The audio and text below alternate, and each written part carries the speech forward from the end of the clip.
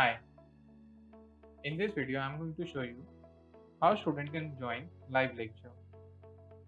First, student have to get the URL to log in their student account from their coaching. Get the username password also from your coaching. I've entered my username and password as a student. Clicking on login,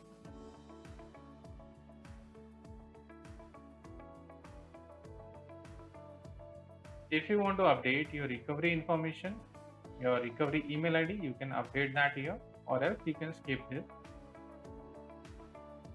Here in lecture, you will able to see the join button for your lecture. Click on join button.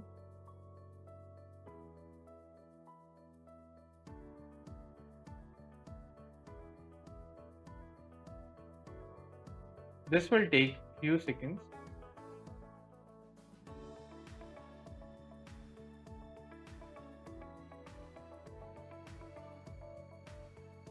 You have to allow your microphone.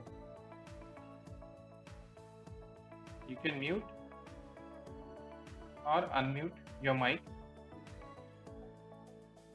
You have to allow your camera also. You can enable disable your camera.